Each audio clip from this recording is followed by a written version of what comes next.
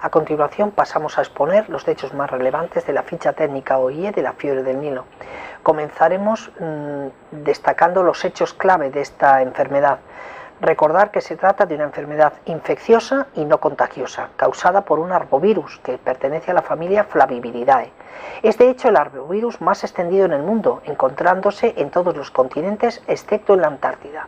Su principal reservorio son las aves silvestres y el mecanismo de transmisión es a través de la picadura de mosquitos, que infectan al hombre, a los caballos y a las aves domésticas, cursando con una infección generalmente asintomática y que en escasas ocasiones puede ser responsable de la muerte de caballos, aves y el hombre.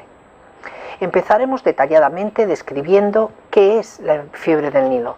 Ya hemos dicho que es una enfermedad infecciosa, no contagiosa, originada por un virus de la familia Flaviviridae, del que hay 7 linajes, siendo los linajes 1 y 2 los más frecuentes. El 1 es de difusión mundial y el 2 tiene como origen África subsahariana.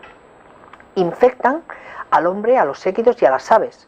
La mayoría de los animales y personas se recuperan espontáneamente de la infección y en tan solo un número reducido la enfermedad es de evolución neurológica grave y puede llegar a ser fatal.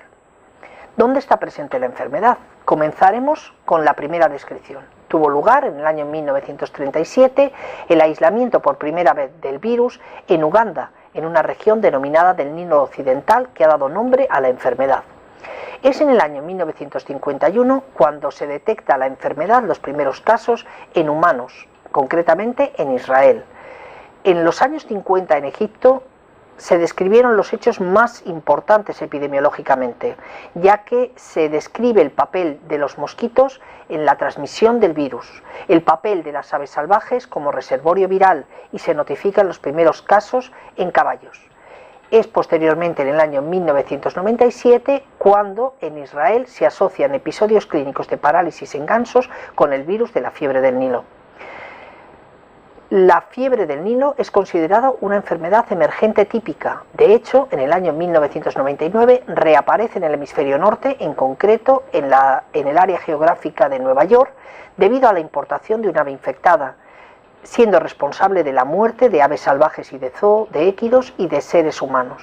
En menos de 10 años el virus se propaga por toda Norteamérica, incluida México y Canadá, llegando incluso a Sudamérica. De hecho, actualmente se considera que una tercera parte de los équidos de Europa y Oriente Medio han estado expuestos al virus, aunque sin manifestación clínica. Ya hemos mencionado que el virus está extendido por todos los continentes excepto en la Antártida. Y de los 7 linajes, los 2 más frecuentes, el linaje 1 de distribución mundial ha sido el responsable de focos en Marruecos en el año 2003, en Francia en el 2004, reapareciendo la enfermedad después de un silencio epidémico de 35 años en la comarca de la Comarga. En Italia se describieron focos en el año 2008 y recientemente en España en el año 2010. Sin embargo, la extensión del linaje 2 tuvo lugar en el año 2011, siendo responsable de focos en Grecia, Rumanía y Rusia. ¿Cuáles son las principales vías de entrada del virus de la fiebre del Nilo en un país libre? Puede hacerlo a través del ingreso de aves migratorias infectadas, por la importación tanto legal como ilegal de aves exóticas, por el ingreso de vectores infectados en vehículos, sobre todo camiones, barcos o aviones, o a través de la entrada de vectores que sean transportados por el viento y estén infectados. ¿Cómo se transmite y propaga la enfermedad? Debemos recordar que el principal mecanismo de transmisión es a través de mosquitos, quienes lo albergan en las glándulas salivares, los mosquitos del género Culex. El reservorio principal del virus son las aves silvestres, en las que la transmisión tiene lugar a través de la picadura de mosquito. El hábitat óptimo para la propagación del virus de la fiebre del Nilo son las zonas húmedas, sobre todo los deltas de ríos, las zonas pantanosas, los lagos, debido a la importante abundancia de aves migratorias y mosquitos. Por tanto, podemos concluir que el virus del Nilo Occidental se mantiene en la naturaleza a través de un ciclo primario de transmisión: mosquito, ave, mosquito.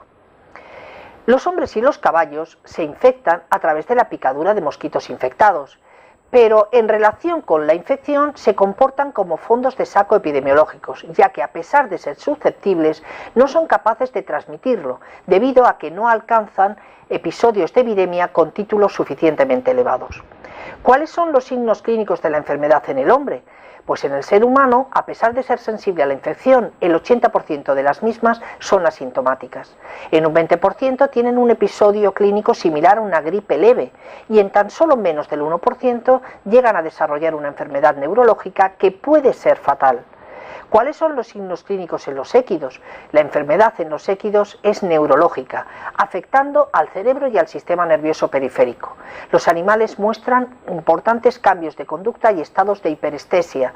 Aparecen contracturas musculares que dan lugar a marchas torpes, en círculos, convulsiones, tienen incapacidad para mantenerse en pie, se instaura un proceso de parálisis generalizada y en un tercio de los animales entran en coma y mueren.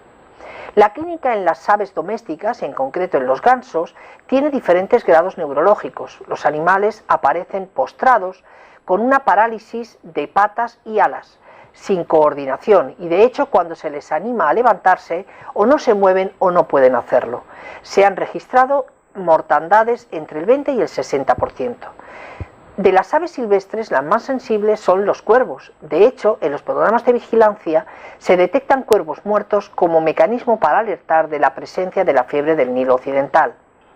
¿Cómo se diagnostica la enfermedad? Pues mirar, los síntomas son un indicio de la fiebre del Nilo. Sin embargo, la confirmación acontece a nivel de laboratorio a través de la técnica ELISA de competición, en la que se detectan los anticuerpos en sangre tanto en animales como en personas infectadas. ¿Cómo se previene o controla esta enfermedad? En primer lugar, hay que tener presente que se trata de una enfermedad de declaración obligatoria y, por tanto, de obligada notificación por parte de los Estados miembros a la OIE. ¿Cómo podemos prevenir la propagación? Pues fundamentalmente evitando la transmisión que se realiza por los mosquitos, por tanto controlando las poblaciones de mosquitos. Pero a su vez los hospedadores que hemos denominado fondos de saco, personas y équidos, deben evitar la exposición a la picadura de mosquito, evitando por tanto estar al aire libre en los momentos de máxima actividad de los mismos, que son el crepúsculo y el alba, utilizando pantallas de protección y usando repelentes de insectos. Además, es preceptivo limitar los lugares de reproducción de mosquitos.